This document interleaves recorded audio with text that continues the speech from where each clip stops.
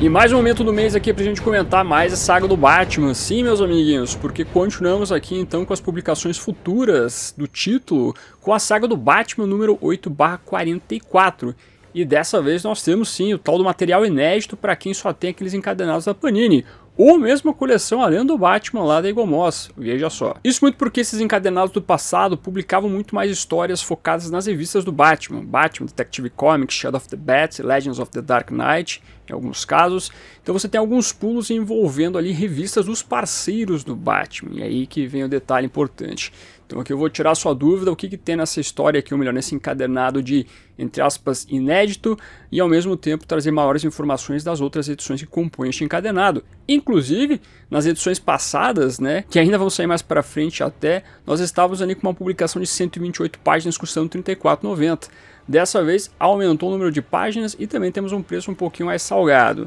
Então aquela coisa, número de páginas, preço vão variar com o passar das edições. Vamos lá de praxe fazendo aquele recap importante do que está constando na loja da Panini. A saga do Batman volume 8/44 começa a Cruzada do Morcego. Não estamos mais necessariamente na queda do morcego, mas sim na segunda parte dessa grande mega saga. Visto que Gotham City tem um novo Batman na figura do Jean Paul Valley e o antigo Azrael, sendo que o submundo do crime da cidade tem que tomar cuidado, pois os métodos desse novo herói são bem diferentes do Bruce Wayne.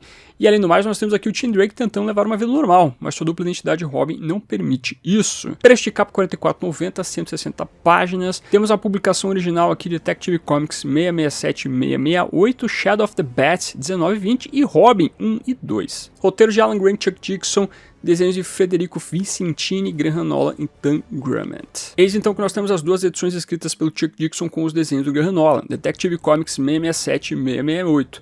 Na primeira edição aqui desse encadenado, nós temos a aparição dos Gêmeos do Gatilho, a primeira aparição desses personagens. Essa edição também traz a primeira aparição do trem a jato que o Batman encontra na Batcaverna, que o Harold estava construindo. Ao mesmo tempo, o Robin Tim Drake descobre que ele não tem mais acesso direto à Batcaverna.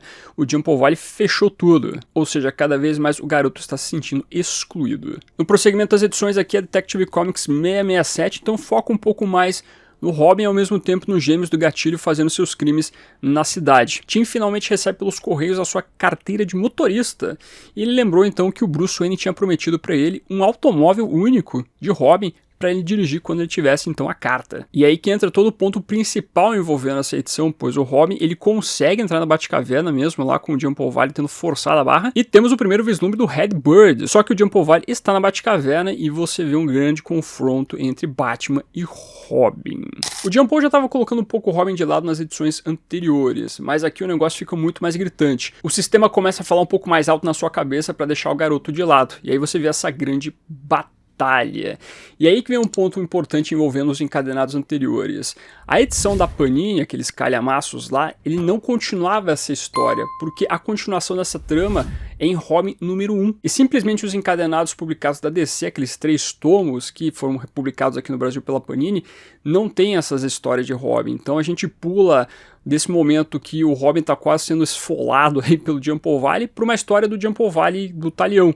E ficou em aberto esse final aí do que aconteceu com o Tim Drake. Já na coleção Além do Batman, essa história toda envolvendo os Gêmeos do Gatilho nem aparece direito.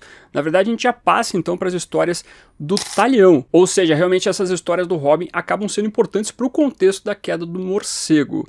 E elas só foram publicadas uma única vez no Brasil aqui, nas edições lá da Editora Abril. Então realmente esse vai ser o material, entre aspas, inédito que a galera tem que ir atrás, caso queira ter a queda do morcego completa dentro do que são os guias da própria DC Comics. Então nas duas primeiras edições da nova revista do Robin lá de 1993, nós temos um comecinho mostrando o Tim Drake enfrentando o Jean Paul e fugindo da Batcaverna com o Red Bird. Só que essa parte é só o comecinho da edição, pois o restante dessa história e a continuidade da segunda edição mostram, na verdade, o Robin indo atrás de alguns ladrões de carros e, ao mesmo tempo, o mestre das pistas fugindo da prisão Blackgate. Como a gente só tem na primeira edição uma parte ali mostrando um pouco da queda do morcego mesmo, da cruzada, com o Jean Paul ali aparecendo, o restante é mais o Tim Drake tocando a sua vida como vigilante e sua vida pessoal também, é por isso que a DC cortou nos encadenados anteriores essa parte. Agora, nas edições que ela publica mais recentemente, como como por exemplo a coleção de 25 anos ou mesmo o Omnibus,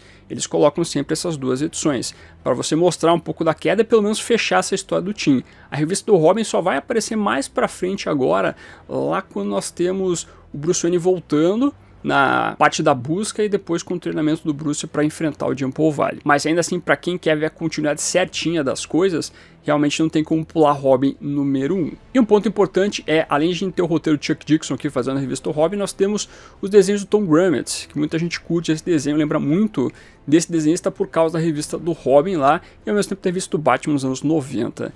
Então nós temos aqui algo bem marcante envolvendo essa fase desse personagem. Só antes de continuar e falar sobre as duas últimas edições que compõem esse encadernado, dando destaque na loja da Panini já está em pré-venda essa edição e outras edições da saga do Batman. E você pode usar o cupom CAVERNA que você consegue 10% de desconto em pré-vendas, e vale para toda a loja também, não só em pré-venda. Fica a dica então, caso você queira já garantir a edição. Na descrição do vídeo eu vou deixar o link também do site da Panini para você entrar lá e inclusive contribuir aqui, né, com comissão. E não só tem link da Panini, como tem de outras lojas também, como Amazon, Mundos Infinitos, Magazine Luiza, etc. Então se você for fazer suas compras nessas lojas citadas ou em qualquer outra loja de internet, qualquer tipo de produto, clique nos links que estão aparecendo na sua tela, que dessa maneira você me ajuda a manter esse projeto de Batman ativo. Meu muito obrigado, e como sempre, você não paga nada mais usando esses links. Para fechar então, nós temos aí Batman Shadow of the Bat 19 e 20, do nosso querido Alan Grant, com os desenhos do Federico Vincentini. Aqui temos a primeira aparição do vilão chamado Talião, que é praticamente aí um vigilante mais sanguinário que está tentando se vingar da máfia, tendo em vista a sua vida um pouco mais triste quando ele era criança, perdendo seus pais. O caminho do Talião vai cruzar com o caminho do novo Batman, e como esse Batman é um pouco mais sanguinário, as coisas não vão ficar muito legais para este novo personagem. Eu vou dizer para vocês que nessa parte da cruzada do Jump Valley, as histórias do Alan Grant são as que mais me agradaram. As histórias dos outros roteiristas, Chuck Dixon, por exemplo, e assim por diante, já não me agradaram tanto quando fui fazendo a releitura tempos atrás, né, quando saíram os encadenados em 3 tomos aí pela Panini. Então a apreciação dos trabalhos aqui da cruzada vai ser realmente com Alan Grant mandando bala aí nas suas tramas todas. O restante, talvez aquela história do Coringa mais pra frente, que nós temos a dele tentando fazer o filme do Batman, seja um pouco mais interessante.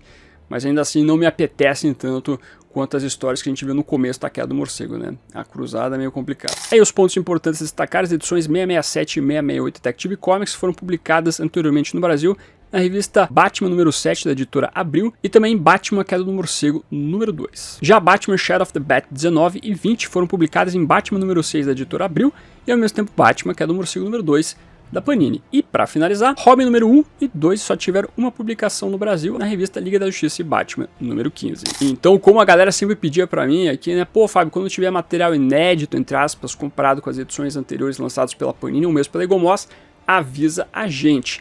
Quem tiver a Liga da Justiça e Batman número 15 já está um pouco mais tranquilo. Entretanto, tem um ponto que esse período do formatinho, a editora Abril, ela dava uma boa enxugada em texto. Então você tem essa diferença na questão da adaptação e tradução, meus amigos. É um ponto legal a se destacar, né? Quando você tem um texto lá com umas 15 palavras, por exemplo, em um balão, tenha certeza que a editora Abril conseguiu condensar e colocar umas 4 palavras.